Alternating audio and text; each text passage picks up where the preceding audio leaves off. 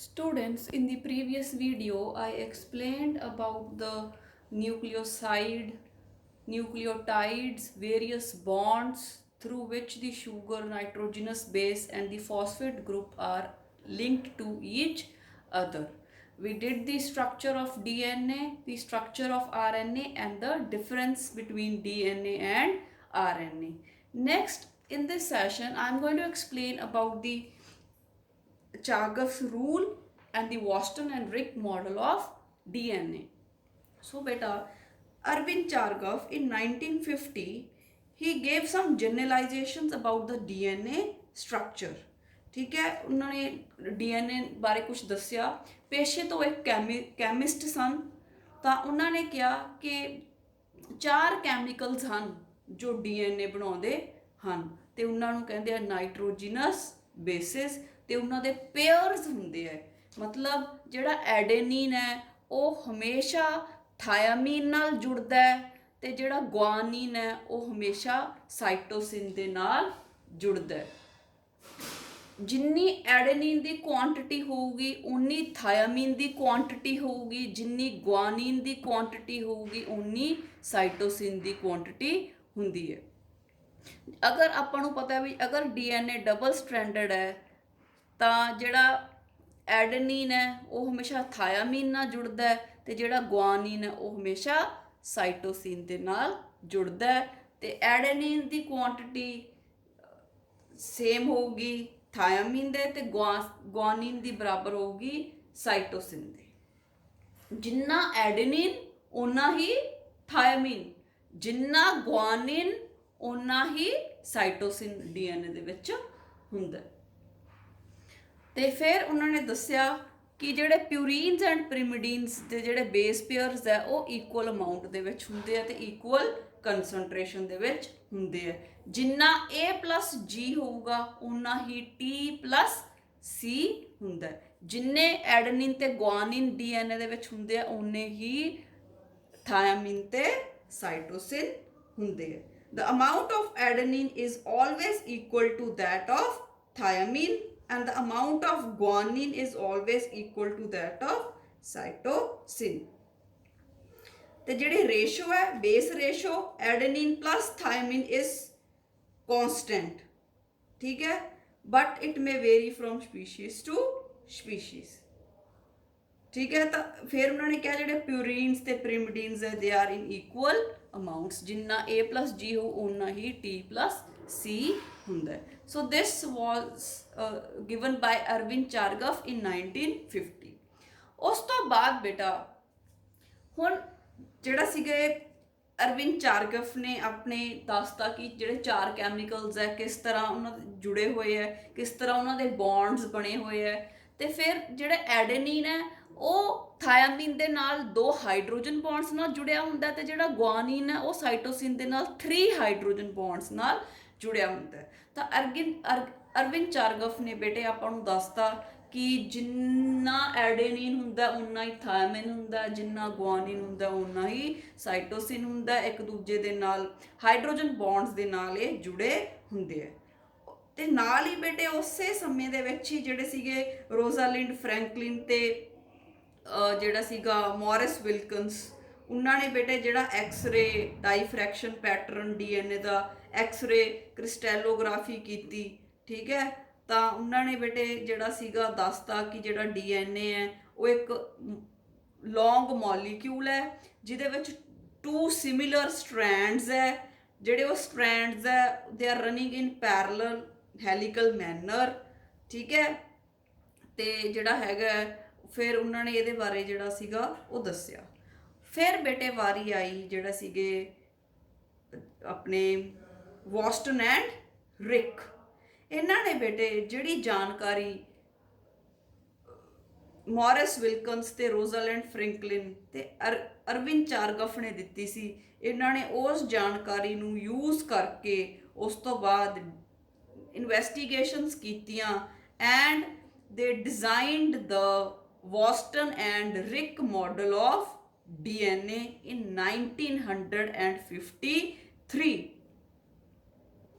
So in 1953 they gave the model which is the most accepted model these days, And Watson and Rick, along with Wilkins, they received the Nobel Prize in Medicine and Physiology. The Nobel Prize was awarded to them in 1962 for giving this double helix model of DNA. Right? So now one by one we are going to discuss about the structure and the various bonds and the various other ਜਿਹੜੇ ਹੈਗੇ ਆ ਇਹਦੇ ਵਿੱਚ ਜਿਹੜਾ ਕਿਸ ਤਰ੍ਹਾਂ ਨਿਊਕਲੀਓਟਾਈਡਸ ਜੁੜੇ ਹੈ, ਕਿਸ ਤਰ੍ਹਾਂ ਨਿਊਕਲੀਓਸਾਈਡਸ ਜੁੜੇ ਹੈ, we are going to talk about them in detail. So let's start with the Watson and Crick model of DNA. ਸੋ ਇੱਥੋਂ ਤੱਕ ਆਪਾਂ ਨੂੰ ਇਹ ਪਤਾ ਚੱਲ ਚੁੱਕਿਆ ਹੈ, ਅਰਵਿੰਦ ਚਾਰਗਫ ਨੇ ਆਪਾਂ ਨੂੰ ਦੱਸਤਾ ਕਿ DNA has specific pairing, means adenine pairs with thiamine and cytosine pairs with guanine. Adenine ਤੇ thiamine ਦੇ ਵਿੱਚ 2 ਹਾਈਡਰੋਜਨ ਬੌਂਡਸ, cytosine ਤੇ guanine ਦੇ ਵਿੱਚ 3 hydrogen bonds, 2 hydrogen bonds and 3 hydrogen bonds.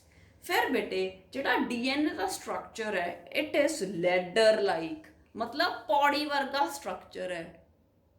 So it is a ladder like structure ਤੇ ਵਿੱਚ ਉਹਦੇ steps ਹੈ. Steps are also called as rungs. ਹੁਣ ਬੇਟੇ ਜਿਹੜੀ ਉਹਦੀ ਬੈਕਬੋਨ ਹੈ, ਜਿਹੜੇ ਆ 2 ਸਟ੍ਰੈਂਡਸ ਹੈ, ਇੱਕ ਰੈੱਡ ਤੇ ਇੱਕ ਬਲੂ ਮੈਂ ਦਿਖਾਇਆ ਹੈ, ਤੇ ਵਿੱਚ ਮੈਂ ਗ੍ਰੀਨ ਕਲਰ ਨਾਲ ਜਿਹੜੇ ਸਟੈਪਸ ਦਿਖਾਏ ਆ ਲੈਡਰ ਦੇ. This is representing a DNA. ਤਾਂ ਜਿਹੜੀ ਬੈਕਬੋਨ ਹੈ, ਜਿਹੜੇ ਆ 2 ਸਟ੍ਰੈਂਡਸ ਦਿਖਾਏ ਹੈ, ਜਿਹੜੀ ਬੈਕਬੋਨ ਹੈ, it is made up of sugar and phosphates. Sugar ਤੇ ਫਾਸਫੇਟ ਹੈ ਜਿਹੜੇ ਉਹ ਬਣਾਉਂਦੇ ਹੈ backbone, right? So this backbone is formed by sugar and phosphate.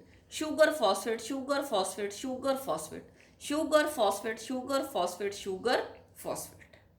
Right? एक sugar, एक phosphate, एक sugar, एक phosphate, एक sugar, एक phosphate. Right? ਉਸ ਤੋਂ ਬਾਅਦ ਬੇਟੇ ਜਿਹੜੇ ਉਹਦੇ ਆ ਸਟੈਪਸ ਹੈ, they are formed by nitrogenous bases.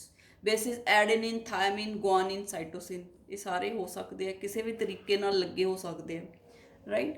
ਫਿਰ ਜਿਹੜੀ ਇੱਥੇ ਇੱਕ ਚੀਜ਼ ਯਾਦ ਰੱਖਣੀ ਹੈ ਉਹ ਇਹ ਹੈ ਕਿ ਜਿਹੜਾ ਸ਼ੂਗਰ ਹੈ ਉਹ ਫਾਸਫੇਟ ਨਾਲ ਵੀ ਜੁੜਿਆ ਹੁੰਦਾ ਹੈ, ਤੇ ਜਿਹੜਾ ਸ਼ੂਗਰ ਹੈ ਉਹ ਬੇਸ ਦੇ ਨਾਲ ਵੀ ਜੁੜਿਆ ਹੁੰਦਾ ਹੈ, ਰਾਈਟ? ਤਾਂ ਜਿਹੜੇ ਸਟੈਪਸ ਹੈ they R found by the nitrogenous basis.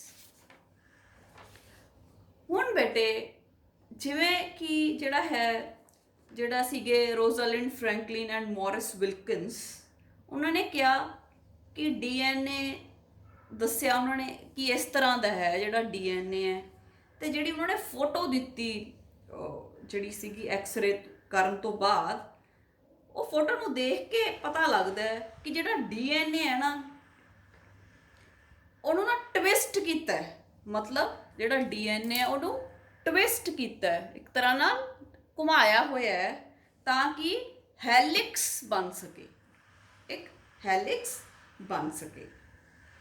ਤੇ ਜਿਹੜਾ ਉਹਦਾ ਡਾਇਆਮੀਟਰ ਹੈ ਇਹ ਕੌਨਸਟੈਂਟ ਹੈ, ਆ ਡਾਇਆਮੀਟਰ ਚੇਂਜ ਨਹੀਂ ਹੁੰਦਾ. ਅਗਰ ਜਿਹੜਾ ਉਹ ਘੁੰਮਿਆ ਹੋਇਆ ਹੈ, ਪਰ ਜਿਹੜੇ ਸਟੈਪਸ ਹੈ, ਇਹਨਾਂ ਦਾ ਜਿਹੜਾ ਡਾਇਆਮੀਟਰ ਹੈ ਉਹ ਕੌਨਸਟੈਂਟ ਹੈ, ਉਹ ਸੇਮ ਹੈ.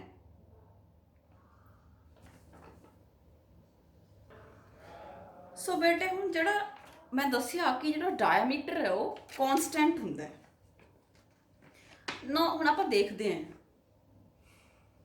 ਹੁਣ ਜਿਹੜੇ ਵਿਚਕਾਰ ਵਾਲੇ ਬੇਸ ਹੈ ਆਪਾਂ ਦੱਸਿਆ, ਜਿਹੜੀ ਤਾਂ ਬੈਕਬੋਨ ਹੈ that is sugar phosphate, sugar phosphate, sugar phosphate. ਜਿਹੜੇ ਵਿਚਕਾਰ ਆ ਉਹ ਬੇਸ ਹੈ. ਉਹ ਬੇਸ ਬੇਟੇ 2 ਤਰ੍ਹਾਂ ਦੇ ਹੋ ਸਕਦੇ ਆ, ਪਿਊਰੀਨਸ ਜਾਂ ਪ੍ਰਿਮਿਡੀਨਸ. ਪਿਊਰੀਨਸ ਹੁੰਦੇ ਆ ਐਡੇਨਿਨ ਤੇ ਗੁਆਨੀਨ, ਪ੍ਰਿਮਿਡੀਨਸ ਹੁੰਦੇ ਆ ਸਾਈਟੋਸਿਨ ਤੇ ਥਾਇਆਮੀਨ. ਕੁਛ ਕੋਲੇ 2 ਰਿੰਗਸ ਹੁੰਦੀਆਂ, ਕੁਛ ਕੋਲ 1 ਰਿੰਗ ਹੁੰਦੀ ਹੈ, ਠੀਕ ਹੈ? ਜਿਵੇਂ ਰਿੰਗ ਮਤਲਬ ਜਿਵੇਂ ਕੈਮਿਸਟਰੀ 'ਚ ਪੜ੍ਹਦੇ ਹਾਂ ਆਪਾਂ ਬੈਂਜ਼ੀਨ ਦੇਖਦੇ ਹਾਂ, ਠੀਕ ਹੈ? ਉਹ ਇੱਕ ਰਿੰਗ ਹੈ. ਤਾਂ 2 ਰਿੰਗਸ ਜਿਨ੍ਹਾਂ ਕੋਲੇ ਹੁੰਦੀਆਂ ਉਹ ਆਪਾਂ ਨੂੰ ਪਤਾ ਪਿਊਰੀਨਸ ਹੈ, ਐਡੇਨਿਨ ਐਂਡ ਗੁਆਨੀਨ. ਜਿਨ੍ਹਾਂ ਕੋਲ ਇੱਕੋ ਰਿੰਗ ਹੁੰਦੀ ਉਹ ਪ੍ਰਿਮਿਡੀਨਸ. ਤੇ DNA ਦੇ ਵਿੱਚ ਕਿਹੜੇ ਪ੍ਰਿਮਿਡੀਨਸ ਪਏ ਆ? ਸਾਈਟੋਸਿਨ ਐਂਡ ਥਾਇਆਮੀਨ.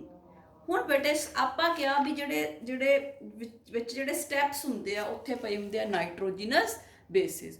ਹੁਣ ਆਪਾਂ ਸਪੋਜ਼ ਕਰਦੇ ਹਾਂ ਕਿ ਜਿਹੜਾ ਆ ਸੀਗਾ ਆਪਣਾ ਜਿਹੜੇ ਨਾਈਟ੍ਰੋਜਨਸ ਬੇਸਿਸ ਆ ਸਟੈਪਸ ਹੈ ਡੀਐਨਏ ਦੇ, ਆ ਬੈਕਬੋਨ ਹੈ ਜਿਹੜਾ ਫਸਟ ਸਟੈਪ ਹੈ, ਇਹਦੇ ਵਿੱਚ 4 ਰਿੰਗਸ ਪਈਆਂ। 4 ਰਿੰਗਸ ਦਾ ਮਤਲਬ ਕਿ 2 ਰਿੰਗਸ ਪਲੱਸ 2 ਰਿੰਗਸ। 2 ਰਿੰਗਸ ਕਿਹਨਾਂ ਕੋਲੇ ਹੁੰਦੀਆਂ? ਪੁਰੀਨਸ ਕੋਲੇ। ਮਤਲਬ A ਤੇ G ਜੁੜ ਗਏ ਜਿਹੜਾ ਫਸਟ ਸਟੈਪ ਹੈ, ਮਤਲਬ ਟੋਟਲ ਹੋ ਗਈਆਂ 4 ਰਿੰਗਸ 1 2 3 4।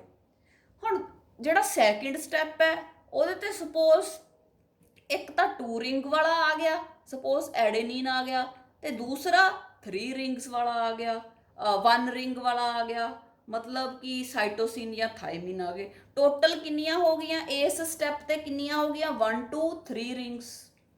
ਫਿਰ ਆਪਾਂ ਮੰਨ ਲਓ ਕਿ ਇੱਕ ਰਿੰਗ ਤੇ ਦੂਸਰੀ ਰਿੰਗ, 2 ਰਿੰਗਸ ਪਈਆਂ। ਇਹ ਥਰਡ ਸਟੈਪ ਜਿਹੜਾ ਆਪਾਂ ਦਿਖਾ ਰਹੇ ਹਾਂ ਤੇ 2 ਰਿੰਗਸ ਪਈਆਂ, ਮਤਲਬ ਸਾਈਟੋਸਿਨ ਤੇ ਥਾਇਆਮਿਨ ਪਈ ਹੈ।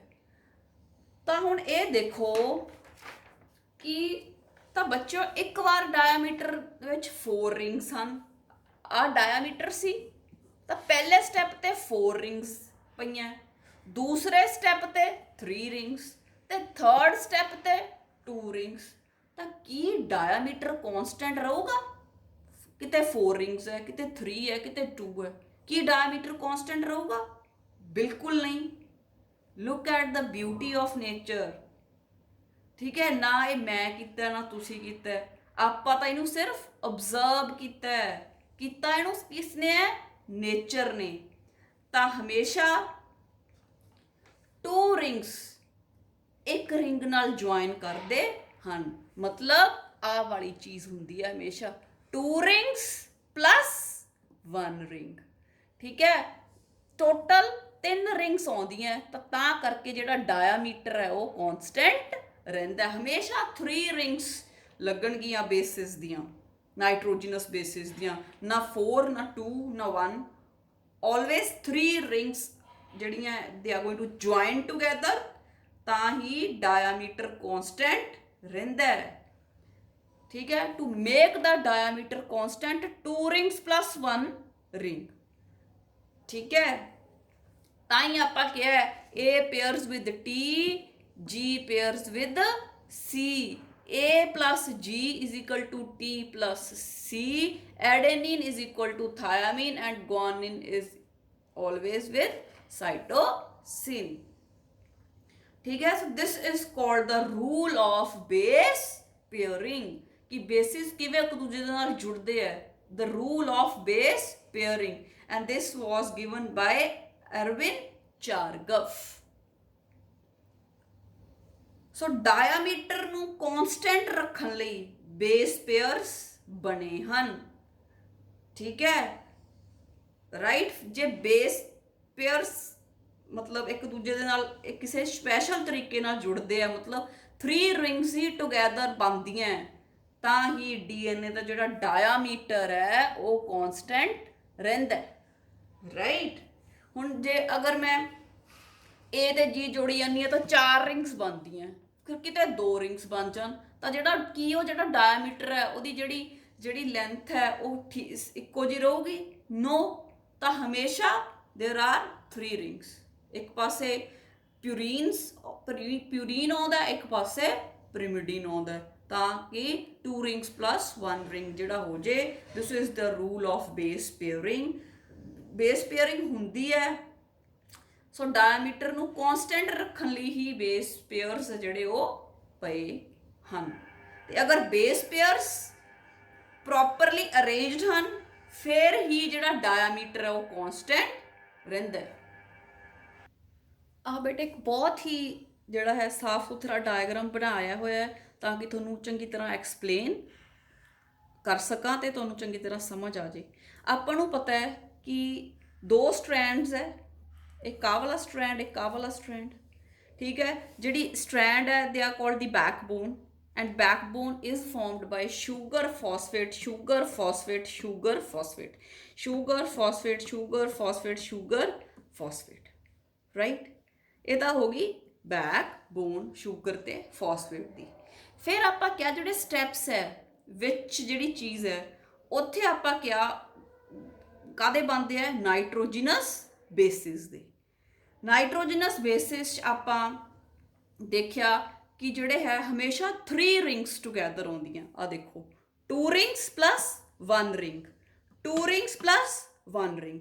ਇੱਥੇ ਵੀ ਟੋਟਲ 3 ਰਿੰਗਸ ਹੈ, 2 ਪਰਪਲ 1 ਬਲੂ, ਇੱਥੇ 1 ਪਰਪਲ 2 ਗ੍ਰੀਨ, ਇੱਥੇ ਵੀ 3 ਰਿੰਗਸ ਹੈ। ਇਸੇ ਕਰਕੇ ਜਿਹੜਾ ਡਾਇਆਮੀਟਰ ਹੈ, ਜਿਹੜਾ distance between these two sugars and the distance between these two sugars is constant। ठीक है, ਉਹ ਫੇਰ ਹੀ ਡਾਇਆਮੀਟਰ ਹੈ ਜਿਹੜਾ ਉਹ ਕਨਸਟੈਂਟ ਰਹੂਗਾ, ਉਹ ਡਿਸਟੈਂਸ ਸੇਮ ਰਹੂਗਾ ਅਗਰ ਰਿੰਗਸ ਹੈ ਜਿਹੜੀਆਂ ਉਹ ਸੇਮ ਹੋਣਗੀਆਂ ਤੇ ਹਮੇਸ਼ਾ 3 ਰਿੰਗਸ ਜਿਹੜੀਆਂ ਹੈ ਹੁੰਦੀਆਂ। ठीक है, एक पासे प्यूरीन लगता है, एक पासे प्रिमिडीन लगता है।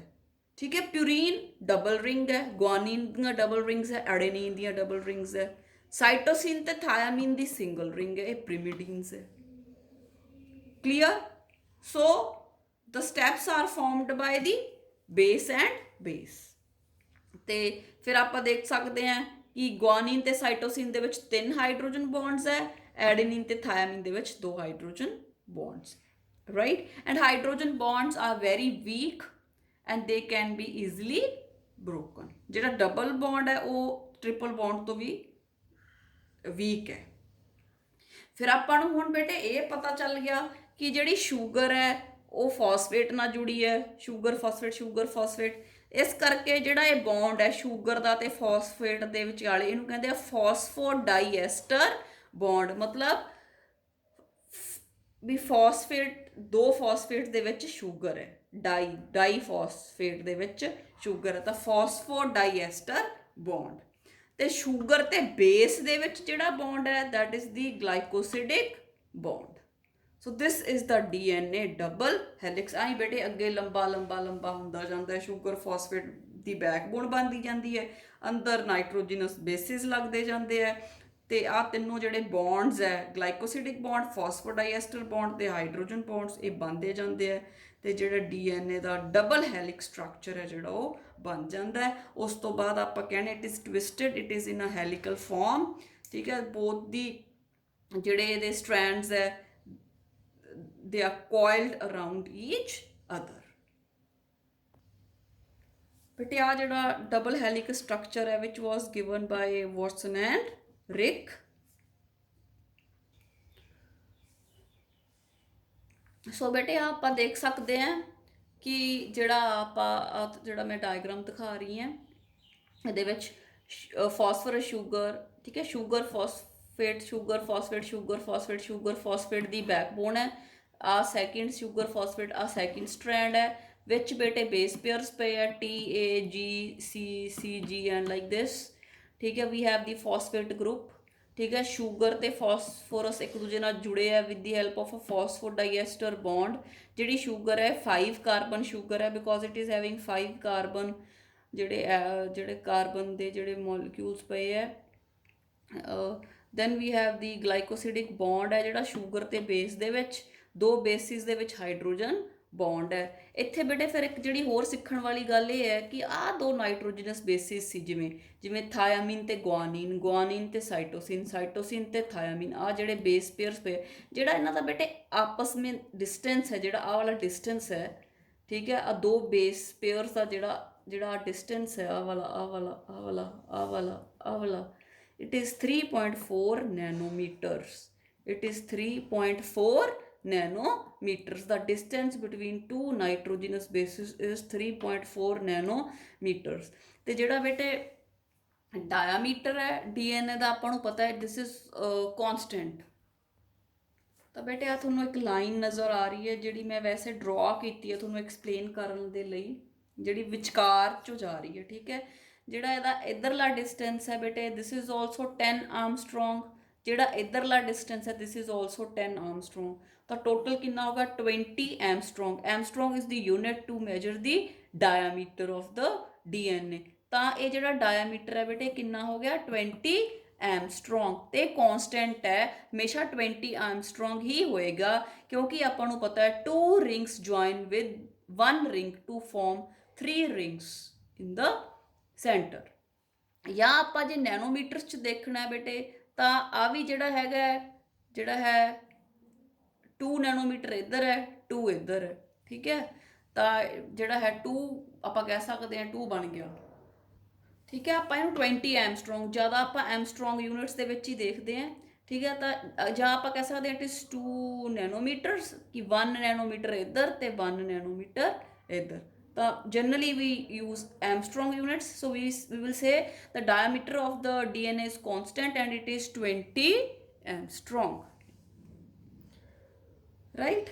ਸੋ ਨਾ ਬੇਟੇ ਹੁਣ ਆਪਾਂ ਜੇ ਦੇਖੀਏ ਤਾਂ ਆਪਾਂ ਕਿਹਾ ਜਿਹੜਾ DNA ਹੈ, ਠੀਕ ਹੈ, ਉਹ ਇੱਕ ਟਵਿਸਟ ਕੀਤਾ ਹੋਇਆ ਸਟਰਕਚਰ ਹੈ। ਤਾਂ ਜਿਹੜਾ ਤੁਸੀਂ ਆ ਦੇਖ ਰਹੇ ਹੋ, ਤੁਹਾਨੂੰ ਇੱਕ ਲਾਈਨ, ਫਿਰ ਮੈਂ ਇੱਕ ਡਰਾ ਕੀਤੀ ਹੈ, ਇੱਕ ਲਾਈਨ ਇਮੈਜਨਰੀ ਜਿਹੜੀ ਹੈ ਬਣਾਈ ਹੈ ਤਾਂ ਕਿ ਸਮਝ ਆ ਸਕੇ। ਤਾਂ ਇਹ ਜਿਹੜੀ ਲਾਈਨ ਨਜ਼ਰ ਆ ਰਹੀ ਹੈ, ਇਹ ਲਗਭਗ ਵਿਚਕਾਰ ਵਿੱਚੋਂ ਜਾ ਰਹੀ ਹੈ, ਤੇ ਉਸ ਲਾਈਨ ਦੇ ਆਸ-ਪਾਸ ਆਪਾਂ ਇਸ ਨੂੰ ਟਵਿਸਟ ਕਰਤਾ। ਉਹ ਇੱਕ ਲਾਈਨ ਹੈ, ਉਹ ਲਾਈਨ ਦੇ ਆਸ-ਪਾਸ ਆਪਾਂ ਇਸ ਨੂੰ ਟਵਿਸਟ ਕਰਤਾ, ਠੀਕ ਹੈ, ਤੇ ਇੱਕ ਟਰਨ ਹੋ ਗਈ। ਠੀਕ ਹੈ, ਇਸ ਤਰ੍ਹਾਂ ਆਪਾਂ ਇੱਕ ਪੂਰੀ ਟਰਨ ਕਰਤੀ। ਠੀਕ ਹੈ, ਉਹ ਜਦੋਂ ਆਪਾਂ ਟਰਨ ਕਰਦੇ ਹਾਂ, ਠੀਕ ਹੈ, ਇੱਕ ਜਿਹੜੀ ਛੋਟੀ ਟਰਨ ਆਉਂਦੀ ਹੈ ਤੇ ਇੱਕ ਫਿਰ ਵੱਡੀ ਬਣਦੀ ਹੈ। ਜਿਹੜੀ ਛੋਟੀ ਟਰਨ ਆਉਂਦੀ ਹੈ, ਠੀਕ ਹੈ, ਉਸ ਨੂੰ ਆਪਾਂ ਕਹਿੰਦੇ ਆ ਮਾਈਨਰ ਗਰੂਵ। ਜਿਹੜੀ ਵੱਡੀ ਟਰਨ ਹੈ, ਠੀਕ ਹੈ, ਆਪਾਂ ਇਸ ਤਰ੍ਹਾਂ ਐਂ ਕੀਤਾ। ਠੀਕ ਹੈ, ਜਿਹੜੀ ਵੱਡੀ ਟਰਨ ਹੈ ਉਹਨੂੰ ਆਪਾਂ ਕਿਹਾ ਹੈ major ਗਰੂਵ, that is the big turn. The small turn is the minor groove and the big turn is the major groove.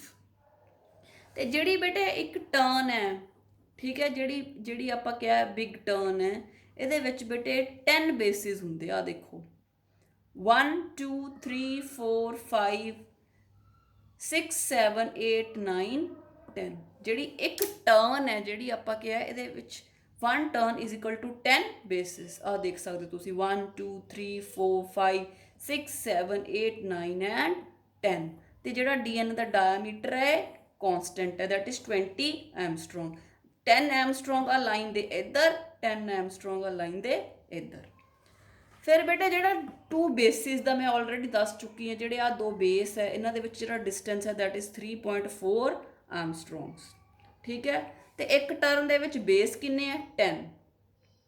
ਤਾਂ ਜੇ ਆਪਾਂ ਡਿਸਟੈਂਸ ਬਿਟਵੀਨ 10 ਬੇਸਿਸ ਦੇਖਣਾ ਹੋਵੇ, ਇੱਕ ਬੇਸ ਦਾ ਆਪਾਂ ਨੂੰ ਪਤਾ ਹੈ 3.4, ਠੀਕ ਹੈ, ਤੇ 10 ਦਾ ਦੇਖਣਾ ਹੋਵੇ ਤਾਂ ਕਿੰਨਾ ਹੋ ਗਿਆ 34 ਐਮਸਟਰੋਂਗ। ਦਾ ਡਿਸਟੈਂਸ ਬਿਟਵੀਨ 10 ਬੇਸਿਸ। ਆ 10 ਬੇਸ ਹੈ ਨਾ, ਇੰਨੀ ਜਗ੍ਹਾ ਤੁਹਾਨੂੰ ਮੈਂ ਦੱਸਿਆ ਵੀ 10 ਬੇਸ ਹੈ, 10 ਬੇਸ। ਤਾਂ ਆ ਡਿਸਟੈਂਸ ਟੋਟਲ ਕਿੰਨਾ ਹੋ ਗਿਆ 34 ਐਮਸਟਰੋਂਗ, ਕਿਉਂਕਿ ਇੱਕ ਟਰਨ ਦੇ ਵਿੱਚ 10 ਬੇਸਿਸ ਹੈ ਤੇ 2 ਬੇਸਿਸ ਦਾ ਜਿਹੜਾ ਆਪਸ ਵਿੱਚ ਜਿਹੜਾ ਡਿਸਟੈਂਸ ਹੈ ਦੈਟ ਇਜ਼ 3.4 ਆਰਮਸਟਰੋਂਗ। 3.4 ਆਰਮਸਟਰੋਂਗ ਨੂੰ ਆਪਾਂ 10 ਨਾਲ ਮਲਟੀਪਲਾਈ ਕਰ ਦਾਂਗੇ ਤਾਂ ਆਪਣੇ ਕੋਲੇ ਡਿਸਟੈਂਸ ਬਿਟਵੀਨ 10 ਬੇਸਿਸ ਆ ਜਾਊਗਾ ਦੈਟ ਇਜ਼ 34 ਐਮਸਟਰੋਂਗ, ਰਾਈਟ। ਤਾਂ ਬੇਟੇ ਜਿਹੜਾ first satisfactory 3 dimensional model of the DNA ਜਿਹੜਾ ਆ ਤੁਹਾਨੂੰ ਮੈਂ ਦਿਖਾ ਰਹੀ ਹਾਂ, this was given by James Watson and Francis Crick in 1953। ਤਾਂ ਇਹਨਾਂ ਨੇ ਬੇਟੇ ਕੀ ਕਿਹਾ ਕਿ 2 ਪੋਲੀਨਿਊਕਲੀਓਟਾਈਡ ਚੇਨਸ ਹੈ, ਇੱਕ ਮੈਂ ਰੈਡ ਨਾਲ ਦਿਖਾਈ ਹੈ, ਇੱਕ ਗ੍ਰੀਨ ਨਾਲ। 2 chains, they are twisted around each other in a helical fashion to form a double helix, right। ਜਿਹੜੇ 2 strands ਹੈ, ਜਾਂ ਆਪਾਂ ਇਹਨਾਂ ਨੂੰ ਪੋਲੀਨਿਊਕਲੀਓਟਾਈਡ ਚੇਨਸ ਕਹਿਣੇ ਆ, ਕਿਉਂਕਿ ਇਹ ਬਹੁਤ ਸਾਰੇ ਨਿਊਕਲੀਓਟਾਈਡਸ ਦੀਆਂ ਬਣੀ ਹੈ। ਪੋਲੀ ਮੀਨਸ ਮੈਨੀ, ਨਿਊਕਲੀਓਟਾਈਡਸ ਆਪਾਂ ਨੂੰ ਪਤਾ ਹੈ sugar plus nitrogenous base plus phosphate group is called a nucleotide. ਤਾਂ ਬਹੁਤ ਸਾਰੇ ਨਿਊਕਲੀਓਟਾਈਡਸ ਜੁੜੇ ਹੈ ਕਹਿੰਦਾ, ਤੇ ਪੋਲੀਨਿਊਕਲੀਓਟਾਈਡ ਚੇਨਸ ਬਣ ਜਾਂਦੀਆਂ, ਠੀਕ ਹੈ। ਆ ਜਿਹੜੀਆਂ ਹੈ ਐਂਡ ਦੇ ਰਨ ਇਨ ਐਨ ਐਂਟੀ ਪੈਰਲਲ ਡਾਇਰੈਕਸ਼ਨ। ਆ ਇਸ ਸਾਈਡ ਵੱਲ ਜਾ ਰਹੀ ਹੈ ਤਾਂ ਉਹ ਦੂਸਰੀ ਸਾਈਡ ਵੱਲ ਆ ਰਹੀ ਹੈ। ਈਚ ਜਿਹੜੀ ਵੀ ਇਹ ਪੋਲੀਨਿਊਕਲੀਓਟਾਈਡ ਚੇਨ ਹੈ, ਇਹਦੇ ਕੋਲੇ ਬੇਟੇ ਜਿਹੜੀ ਬੈਕਬੋਨ ਹੈ ਉਹ ਕਾਹਦੀ ਹੈ sugar phosphate sugar phosphate sugar phosphate, ਤੇ ਉਹਦੇ ਵਿੱਚ ਜਿਹੜੇ ਵਿਚਕਾਰ ਹੈ ਜਿਹੜੇ they are the nitrogenous basis, ਠੀਕ ਹੈ। ਇਹ ਕਾਸਟ ਸਟ੍ਰੈਂਡ ਹੈ, ਕਾਸਟ ਸਟ੍ਰੈਂਡ ਹੈ, ਇਹ ਦੋਨੋਂ ਐਂਟੀ ਪੈਰਲਲ ਹੈ। ਆ ਮਤਲਬ ਇਧਰੋਂ ਆ ਰਿਹਾ ਤਾਂ ਆ ਇਧਰੋਂ ਜਾ ਰਿਹਾ, ਠੀਕ ਹੈ। ਤਾਂ ਇਹਨਾਂ ਦੇ ਵਿੱਚ ਕਹਿੰਦਾ ਨਾਈਟ੍ਰੋਜਨਸ ਬੇਸਿਸ ਲੱਗੇ ਹੈ, ਤੇ ਐਡੇਨੀਨ ਹਮੇਸ਼ਾ ਥਾਇਆਮੀਨ ਨਾਲ ਲੱਗਦੀ ਹੈ, ਠੀਕ ਹੈ, ਡਬਲ ਹਾਈਡਰੋਜਨ ਬੌਂਡਸ ਨਾਲ। ਗੁਆਨੀਨ ਹਮੇਸ਼ਾ ਸਾਈਟੋਸਿਨ ਨਾਲ ਲੱਗਦੀ ਹੈ ਵਿਦ ਟ੍ਰਿਪਲ ਹਾਈਡਰੋਜਨ ਬੌਂਡਸ, ठीक है। एंड ਜਿਹੜੇ ਹਾਈਡਰੋਜਨ ਬੌਂਡਸ ਹੈ ਇਹਨਾਂ ਦੇ ਕਾਰਨ ਜਿਹੜਾ ਇਹ ਸਟਰਕਚਰ ਹੈ ਇਹ ਇੱਕ ਦੂਜੇ ਦੇ ਨਾਲ ਖੜਾ ਹੈ। ਐਂਡ ਜਿਹੜਾ ਹੈ ਡਿਸਟੈਂਸ ਜਿਹੜਾ ਹੈ ਆਪਾਂ ਦੱਸਤਾ ਜਿਹੜਾ ਇਹਦਾ ਡਾਇਆਮੀਟਰ ਹੈ ਉਹ ਕੌਨਸਟੈਂਟ ਹੈ and the distance between the two strands is 20 angstroms। ਸੋ ਬੇਟੇ ਜੇ ਆਪਾਂ ਨੂੰ ਇੱਕ ਸਟ੍ਰੈਂਡ ਦਾ ਸੀਕੁਐਂਸ ਪਤਾ ਹੈ ਤਾਂ ਦੂਸਰੇ ਦਾ ਪਤਾ ਲੱਗ ਸਕਦਾ ਹੈ ਕਿਉਂਕਿ ਆਪਾਂ ਨੂੰ ਪਤਾ ਹੈ T pairs with A, G pairs with C।